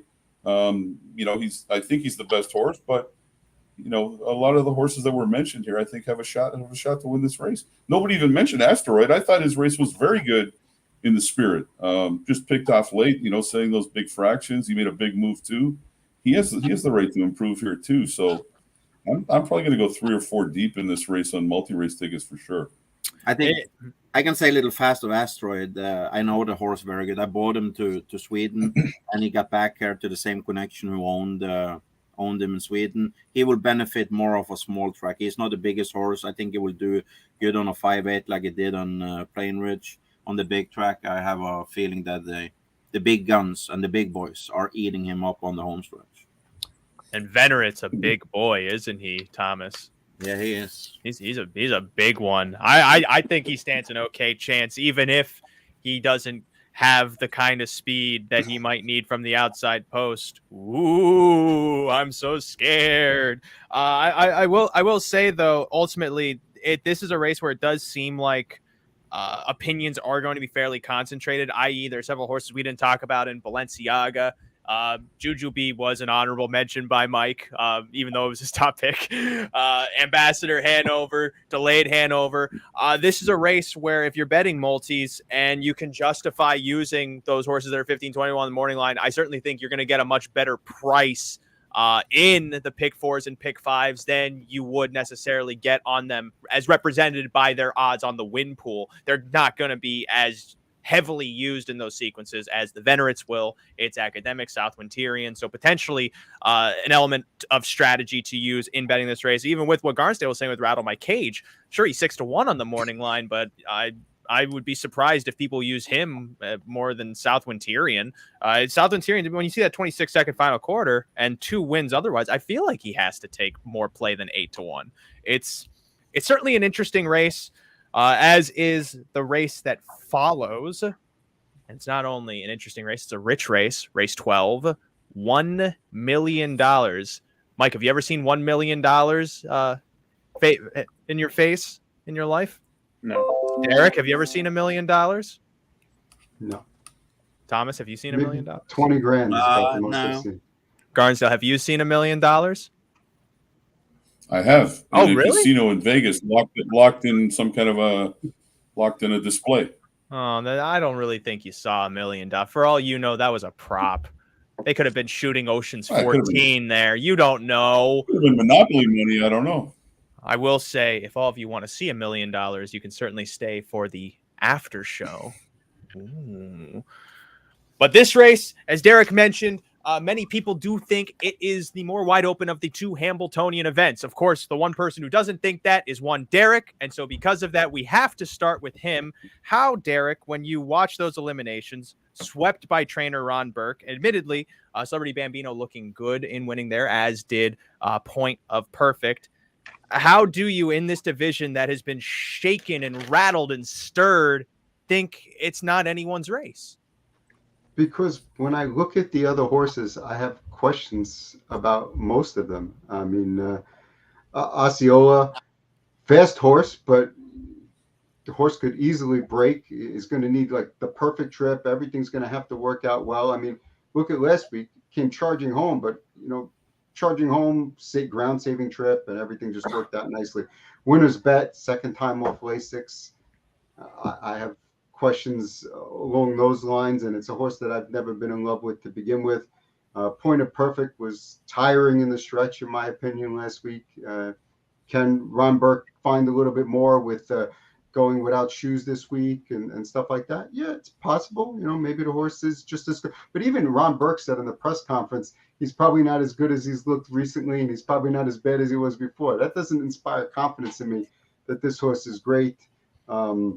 Southwind Course was super flat. French Wine couldn't come close to Celebrity Bambino last week. I actually like Ghostly Casper as a horse, but he's going to have to close from last, so I can't like that. Tactical Approach hasn't been able to win on the lead, and certainly not coming from off the pace from post 10. So that leads me all back to Celebrity Bambino and Oh Well, they've been waiting all year for this race, in my opinion. The shoes are coming off this week, and I think that will certainly make him a little faster. Will it make him gamer? Probably not. But I think that the key for me in my pick of Oh Well, and I'm also going to have Celebrity Bambino on every ticket, is that Oh Well drew perfectly right behind Celebrity Bambino on the gate, right next to him on the gate. And that will allow driver Tim Tetrick to kind of track what Yannick does. So if Yannick lets a couple horses go and makes a brush, I think Tim can come with his brush and make his quick move to the lead. If Yannick guns out, Tim can just duck in behind them. So I think it gives Tim Tetrick a lot of options here. And I respect Celebrity Bambino. I think he's the horse to beat. But I think Oh Well will be my pick. I understand the question marks, Derick, but Barnsdale, as we see year in and year out, this is $1 million race. All these other horses that showed up here aren't going to look at the inside two and go, well, I guess I'm only going to go for $10,000. They're going to try their shot, even if the draw isn't optimal. You got speed to the outside with like Southwind Course. We don't know what Svensen's going to do with Up Your Deo. Why would they just hand it off to the inside too? Hell yes to everything you just said. Look at these eliminations. Nobody moved. Nobody moved in either elimination. You're going for $1 million. Everything's different. Everything's different Saturday. Let linked leads all the way around the track like they did last week. There's no chance. And that's why I think you could end up with another cool Papa Bell in this race, a horse that tucks in third or fourth, does nothing, and then flies in the stretch. But you know what? Lasix or no Lasix, I'm on Winner's Bet because he was by far the best horse in either elimination. That was a monster mile that horse raced. Park the Mile, still coming on, still closing in 27-1. Park the Mile, maybe doesn't need Lasix. I'm on Winner's Bet. I'll stand with him, and if the Lasix gets me, it gets me. But I have no question in my mind he was by far the best horse last week. Thomas, from your astute horseman's view and also your knowledge of things like hyperbaric chambers, does the Lasix get to Winner's Bet here? I'm not sure. Winner's Bet, he is standing in New Jersey. He is at Cactus Farm. Lindy Farms have 6-7 horses up there, been there for a couple of weeks. So I know the Hall of Famer Jimmy Tactor is helping around. So then we know the horse is under the best ice he can be. So I've never been a big fan of Winner's Bet. Much better this year than last year. Last year he was very grabby, nervous. I'm still not high on him. Like Garnet said, he raced super good last time. If he's gonna win the Hambletonian, he need to be from a trip, in my opinion. Oh well, what can I say about Oh Well? I see him every day. If you take these horses out and you inspect all the horses. Oh, well, it's the horse. He have the body, he have everything.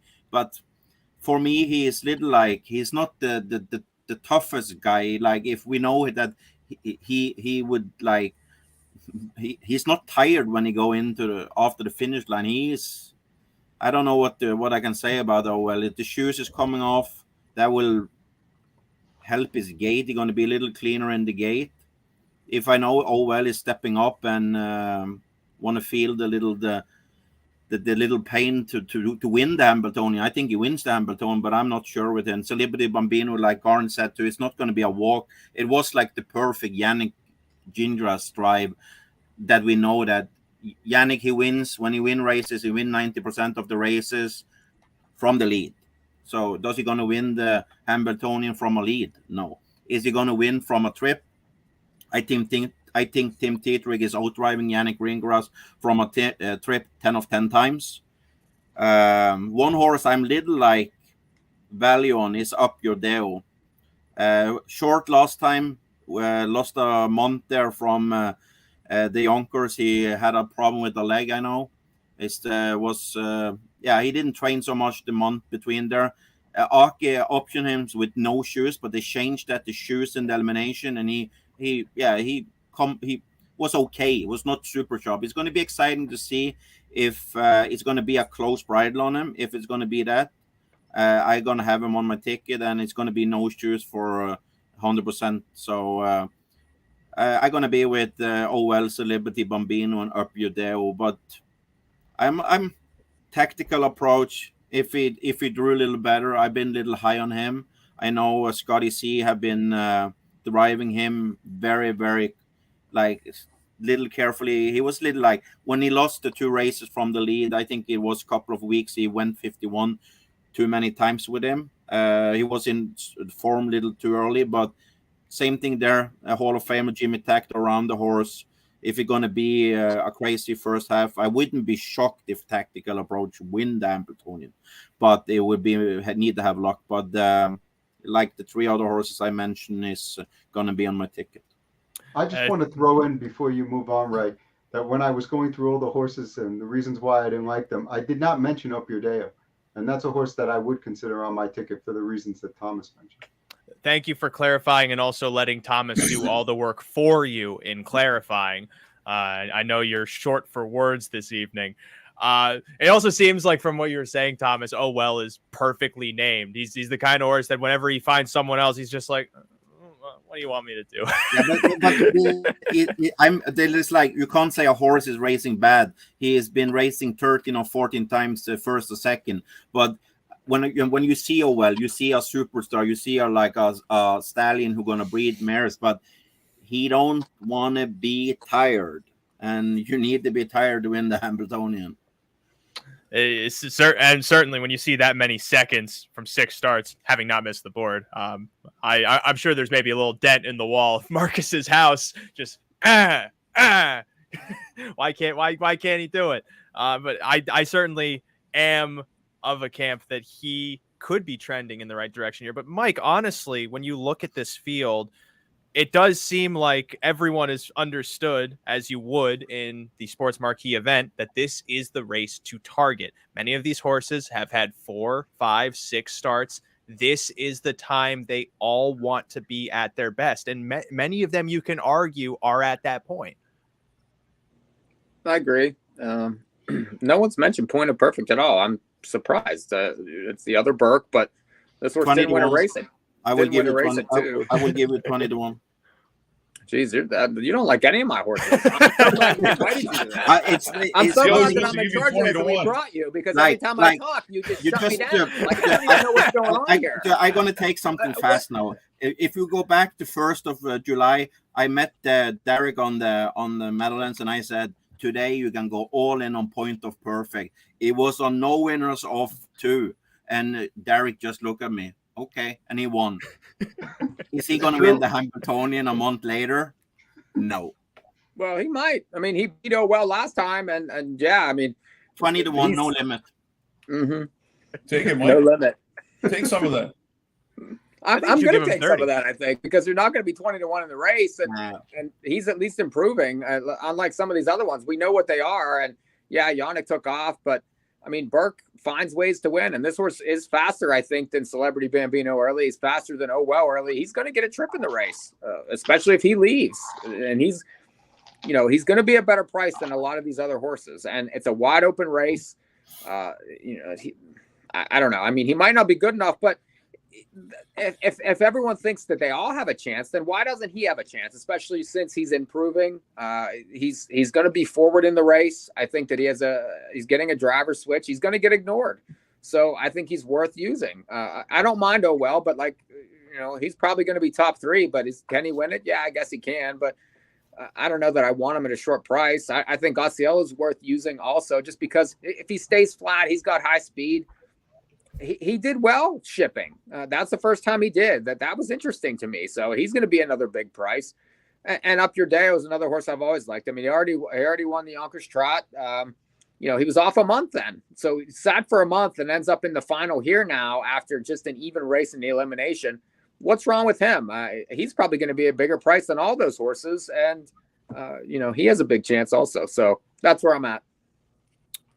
Certainly for me, with Point of Perfect, the main factor I'm trying to figure out is what does he do? Because we know he's fast off the gate. Yannick has been very clear between Celebrity Bambino and Point of Perfect, who is faster off the wings.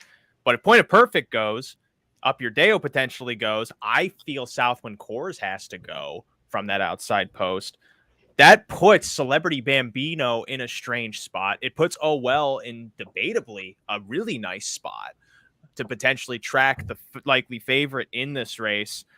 But it also sets up for, as we're ultimately talking about, the potential for a horse like Tactical Approach, who does have sub 26 final quarter speed on his card. It's not here. It is not on these lines, but he has. Oh, wait. Oh, no, it isn't on these lines, but he has gone it before. He can fire sharply from off the speed. He's been ultimately racing on the lead for whatever reason. I don't really know why. Ghostly Casper shows a wicked late kick too. We know he's going to be coming from off the speed. Why is this not a race that falls apart, especially with how important of a race this is for someone like Yannick Gingras, for someone like Ron Burke? I feel like there's some nerves in this race, because Celebrity Bambino has that extra pressure as the favorite. They have speed in a horse like Point of Perfect that could potentially make this race a little nuclear. This is maybe the best Hambletonian I've ever seen as a betting race. I'm not sure if anyone else on the panel agrees with me. 20-1 on Point of Perfect. I know that. How about a conspiracy theory? Conspiracy theory. Point of Perfect goes to the lead, parks everyone out, so Celebrity Bambino can sit the perfect trip. Maybe. I mean, I'm not saying it's going to happen. Well, look what Ock tried to do up at Plain Ridge. I mean, they played those games up there. Why can't they play the games here? These guys. It certainly can utilize race dynamics to your advantage. But there is always a little key factor to it. Like, Oh Well, he is very, very steady as a colt, and maybe you guys read it. When he was in detention for the elimination, they changed all of him 2-3 times because he was so crazy want to fight with other horses. I know this time he's gonna have a stall for himself in the detention with no horses around him. So I hope that will help him to focus on the Hambletonian and not fighting other horses. Well, and certainly getting that revved up too, you can maybe wonder why when he popped pocket, he might not have had that extra oomph to go by Point of Perfect in the stretch there. Another piece of the handicapping puzzle that I wish we could somehow put onto the racing program, but instead you get it as information from In the Money Media, the only place you can get. They should give him a mirror to release his tension. With due time, if he wins this race, he'll have more than one. They do that right. in Sweden. You're absolutely right. They do? They do. Oh. Huh. Well, I wonder how you handicap that. As that ultimately, that's the Hambletonian. I do feel I haven't seen a rendition like this in the 13 years I've been covering this race. There have been years where maybe 4 or 5 horses, you could argue, had a shot at it. Some of the B horses, you could say, might have been able to find their way into the race, but this is one where if anyone plays their cards right, they could find themselves getting handed the silver trophy from Fraser Crane. Toss That's salad right. and scrambled eggs. Any chance Daphne's coming? I don't think Daphne is coming. Look, if I get beat in this race, and I probably will, other than my fellow Canadians potentially winning, I'd like to see Yannick win one. He's such a good guy. He's a great guy. He is a good dude. He's got to get one at some point, right? Yeah. He's a good guy. I think there are a lot of good guys in this game. Yannick is one of them. David Hyde Pierce, though, he's a good guy, but he's not going to be there to join Fraser Crane in the winner's circle. I'd love to see you and David Hyde Pierce in character doing a podcast for about 10 minutes. That's probably all I could take, but I think it would be good. But do we see Yannick win the Hambletonian from other position than he is brushing to the front? It's a great point. He did win the Hambletonian Oaks from the pocket. Yeah.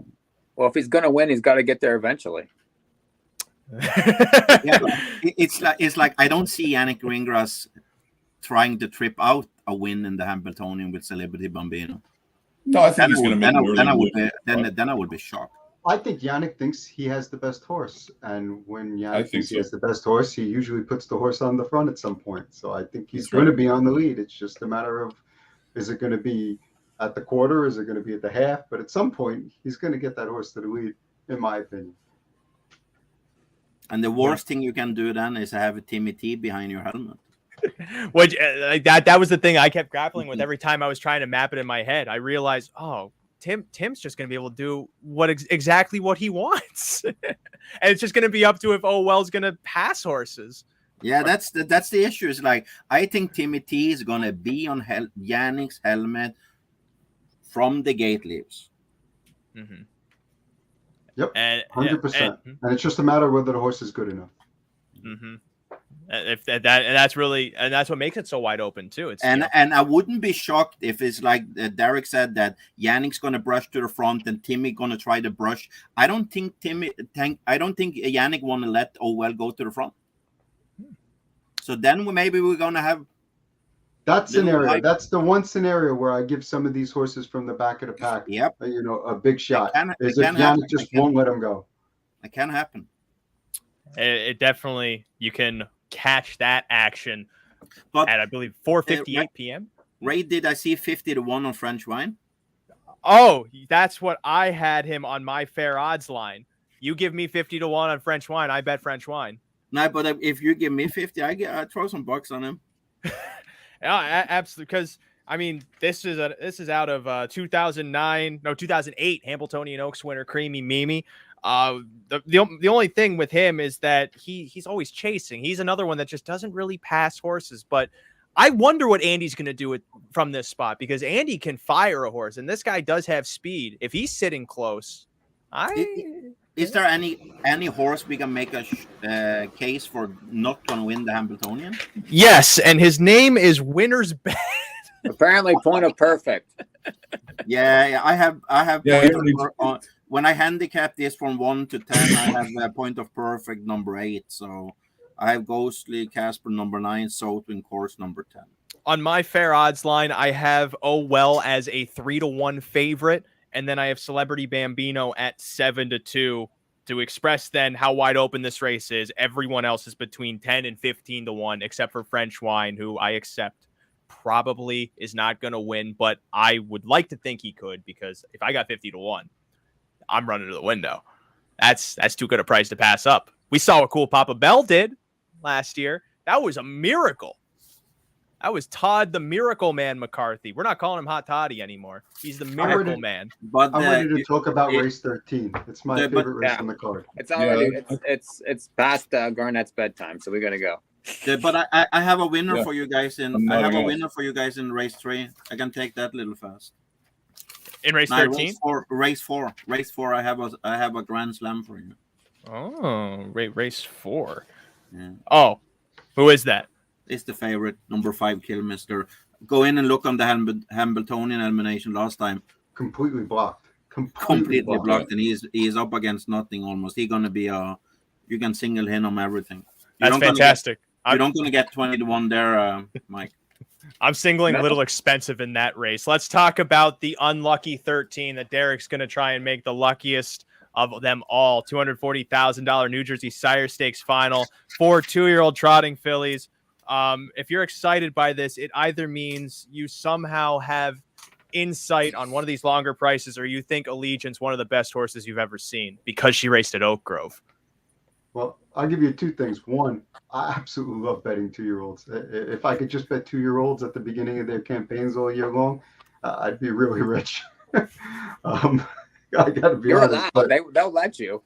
Yeah, but they don't always be at the beginning of the season. I need to bet them at the beginning of the season when other people aren't really paying as much attention as maybe I am.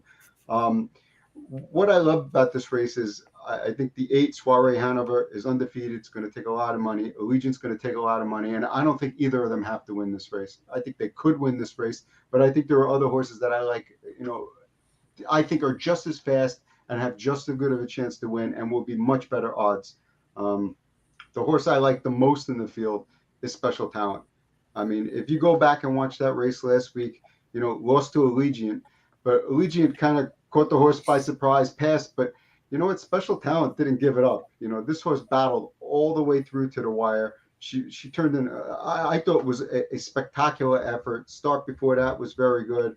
I think this horse is sitting on a potentially really big mile here, and that's my top pick. But I think By Around has a shot from off the pace. Spy Coast, interesting. Jeff Gregory owns the horse, drives the horse every week, and all of a sudden now he puts down Scott Zeron.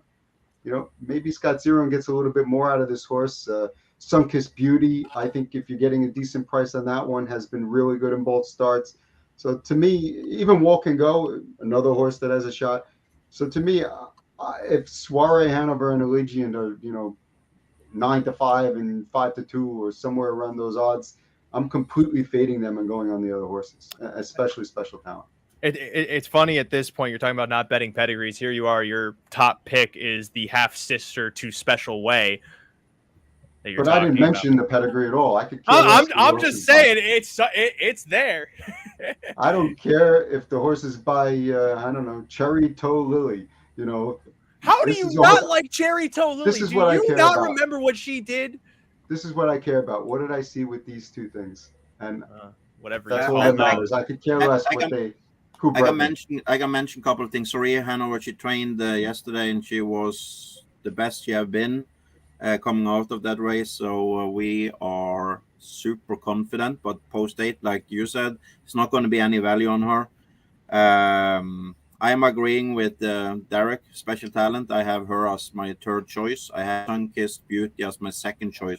I have no believing that Allegiant is going to win this race. She's going to be overbet. So I'm a little on the Derick age there too. I'm going to be on 3, maybe 4 horse, maybe Walk and Go can be on my ticket too. But I definitely going to have Special Talent on my ticket too. Mike, another 2-year-old race, but this one I think does have a bit more of division between those who are fast and those who are still figuring things out. But that doesn't necessarily mean that it's clearly A and B horses.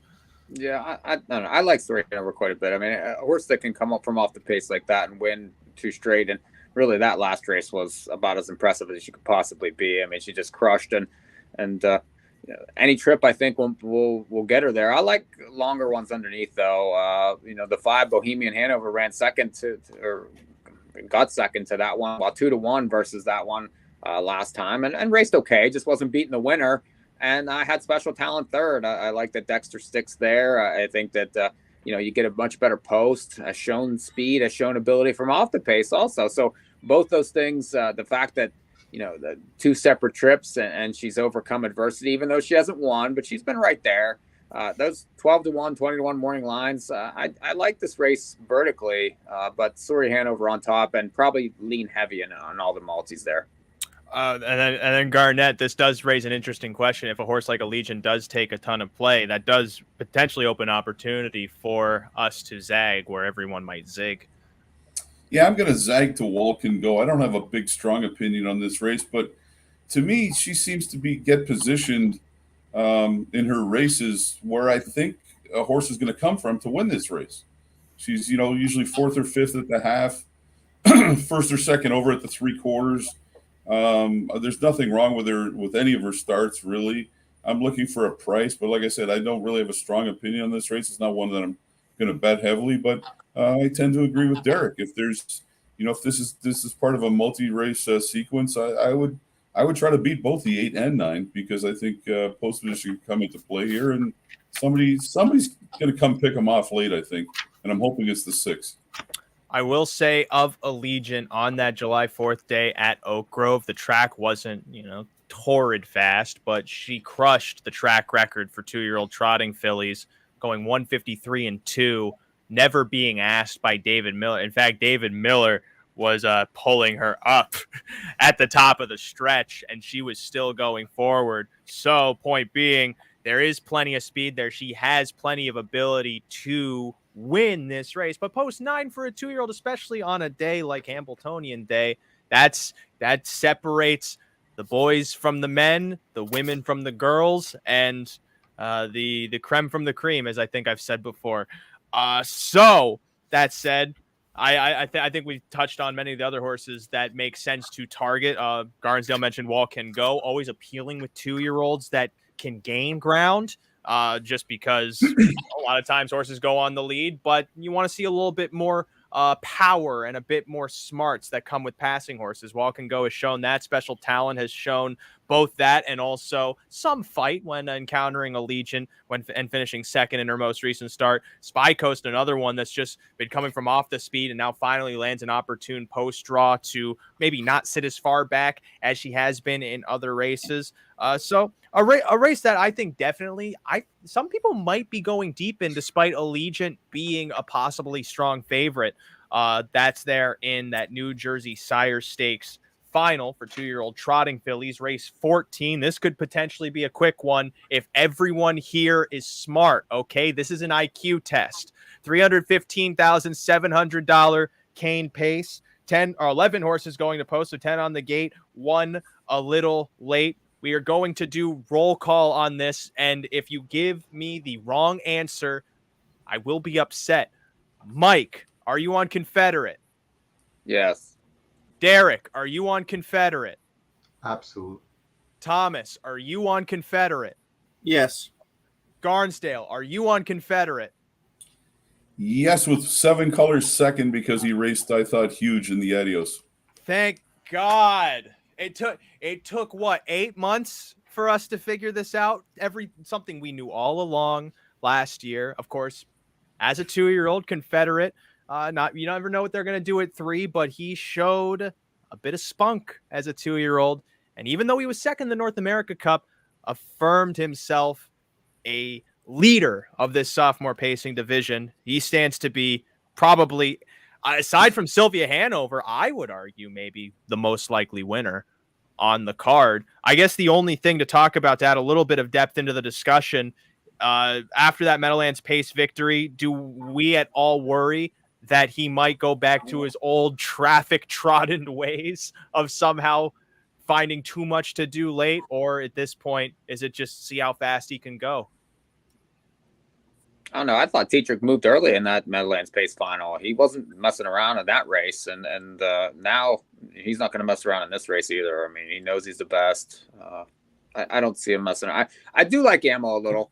I've always liked that horse, Agreed. but he improved with Lasix, and he gets a better post. I thought he was finishing much better than he has recently. I like him quite a bit for second. Still needs to pick up a couple of seconds, probably off what he went last week.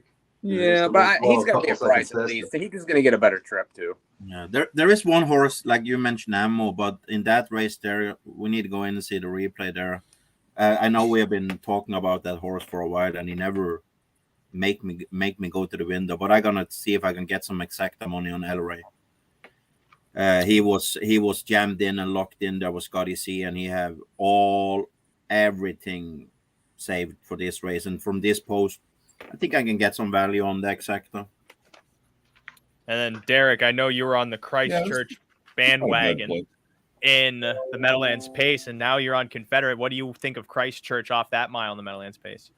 I mean, I'm intrigued by the addition of Lasix, but I just I don't know. I saw what I saw in the Meadowlands pace, and what I saw was that none of these horses can go with Confederate. Maybe that'll change. Maybe Confederate won't be as good this week. Maybe the addition of Lasix will make a difference for Christchurch.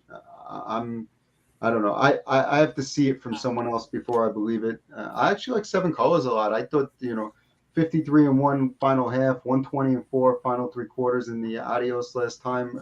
Raced really well from behind. That horse, I think, clearly has big speed, and maybe he can time his move right to get second. Everyone was laughing at me when I said Seven Colors was the horse to watch in the Adios at 30-1. Mike laughed at me too. He said, ha, that horse has no chance. Ray, you are the dumbest brained boy I've ever met for liking that horse. And he almost won. I was almost. I needed Redwood Hanover. I really needed Redwood Hanover. I really needed Seven Colors for about $3,000. Wouldn't have stepped on Redwood Hanover's wheel and gave him a flat tire. I bet you that might have changed the result. Now flat tire killed you. Drama.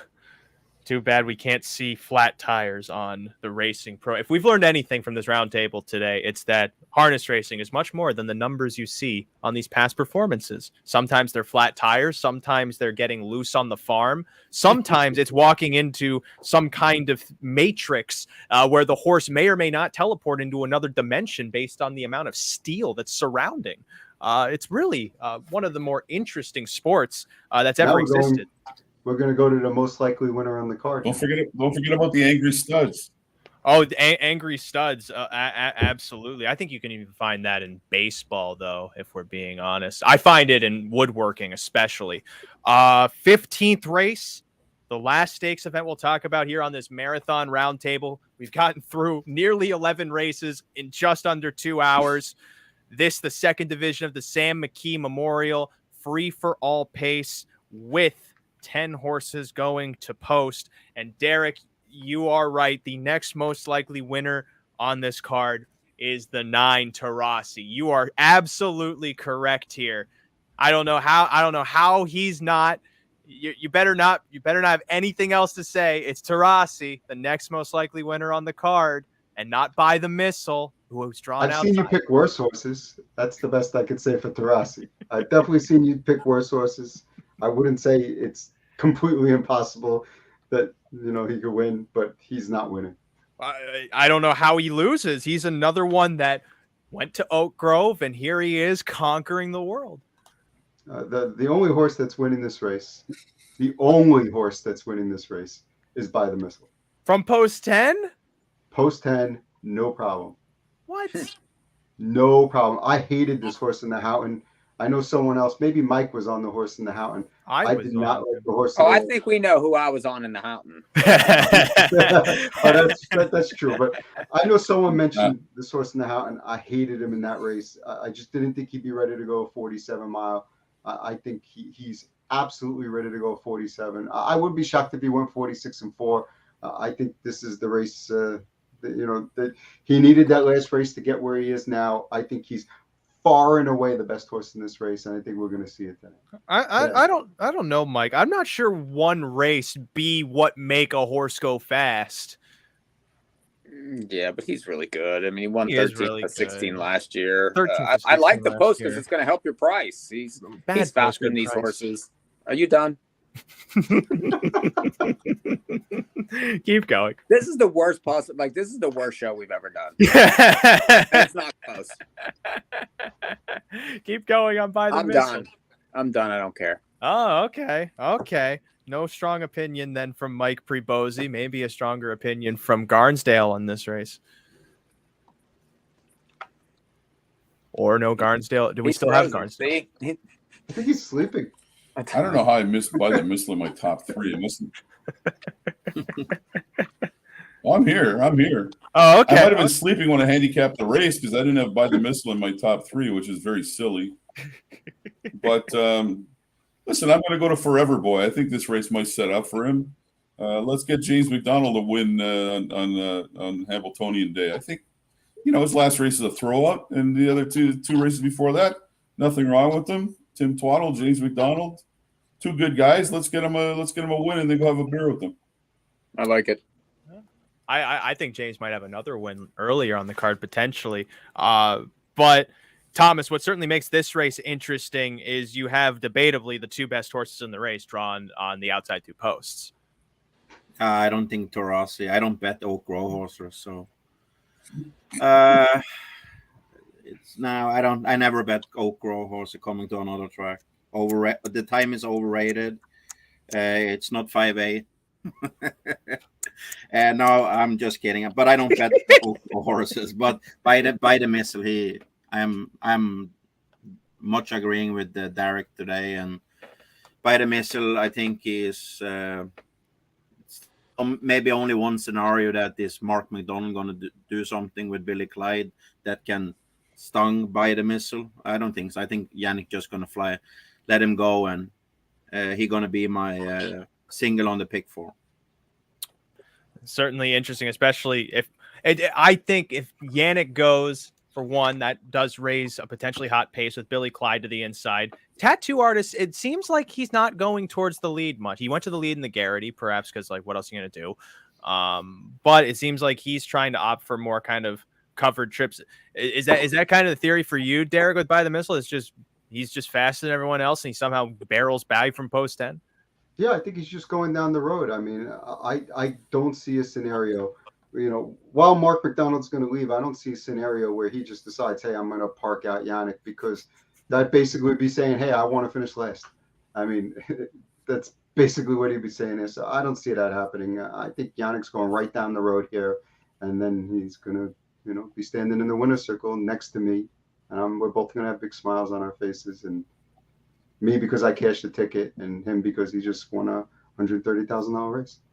I was going to say, when it was mentioned, Mike, I have to imagine you do have a little bit Forever Boy on your tickets. Absolutely. I mean, I like the horse. I like the connections, and I'm always going to use him. I mean, he's just never going to beat me. He never owes me any money, I can tell you that. I agree that I do like Forever Boy to be on the ticket somewhere. I picked him third in this race, and if I'm playing exactas, he'll be in them. And with that, Barnsdale's Wi-Fi dropping must be the cue that not only did his Wi-Fi offer from Holiday Inn expire, it is our time to depart and send you away into your own betting realms to figure out what you're going to do on this stakes-packed day. And he's back! The Wi-Fi stays with Barnsdale. He put another quarter in the meter sucks there. in this hotel, I can tell you that. The Wi-Fi is terrible here. And that's 6G that they have there. They added a whole other G. And you're still dropping out. Oh, you can make a couple Gs on Saturday, August 5th at the Meadowlands through 16 races, headlined by the $1 million Hambletonian in race 12. We didn't talk about it through the show, but their betting menu at the Meadowlands racetrack, for Hambletonian Day includes a $50,000 guaranteed pick 6 that starts in race 1, a $75,000 guaranteed pick 5 that starts in race 3, a pick 4 that starts in race 5, this mandatory payout on the Survivor pick 7 that starts in race 6, then race 9, an all stakes sequence that has a $100,000 guaranteed pick 4, and then race 12, the Hambletonian starts a $125,000 guaranteed pick 4. Didn't even mention the cross country pick 5, which starts with the 10th race at the Meadowlands on Saturday, August 5th. That's the first leg of this Saturday's cross country pick 5. The Hambletonian race 12 serves as the third leg, and then the other 3 are races from Saratoga Thoroughbred. It's been a long one, but we all made it through. My thanks to everyone here on this panel, including one Mike Pribozie, who I was just echoing his sentiments to the end there on By the Missile. But thank you. I had plenty of irritation during this show. Surely. It's like the old days with Mike and I. Surely a gleeful time from Derick Giwner, and great insight from Derick Giwner over at DRF Harness. So thank you for joining us here, Derick. It's great to be on, and obviously a lot of great content on drf.com/harness. Put out a good newsletter this week, but even more importantly, all the wagers you talked about and everything, there's a $47,000 pick 6 carryover at the Meadowlands on Friday night in race number 8. So players that are looking to get in on something, that's where you want to be.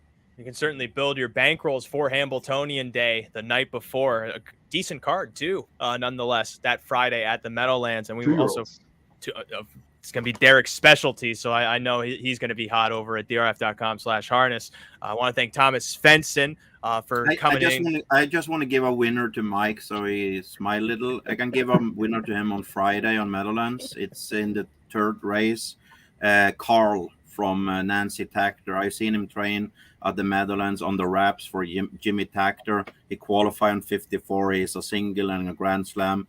In the pick 5, I'm going to be all in on Carl. Swedish name.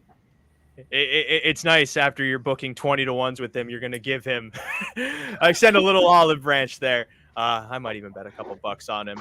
Then Barnsdale, who braved the border between Canada and America to get down not only through New York, but into New Jersey, had a time to join us here this evening as well. Thank you very much, Garnet, for joining us. And the worst traffic was always in Canada. I'm so happy to cross the border on every one of these trips. Ray, you did a great job hosting. Thanks for having me on the show, guys, and always my pleasure. Thank you very much. Want to thank others who tuned in. Kevin Plaucha, DAK Racing, for tuning in to this roundtable discussion for Hambletonian Day at the Meadowlands. Want to thank again Meadowlands Racing and Entertainment for sponsoring this roundtable presented by In the Money Media. As we hope, at the very least, with all of our opinions, as eccentric, varied, or debatably insightful they might be, they help you head to the windows, grab some extra cash for your bankrolls on what looks to be one of the best betting cards of the year. That's Saturday, August 5th at the Meadowlands, headlined by the event we all wait for every single day out of the calendar, the Hambletonian. Hope you have fun on Saturday. We'll see you on another time here at In the Money Media.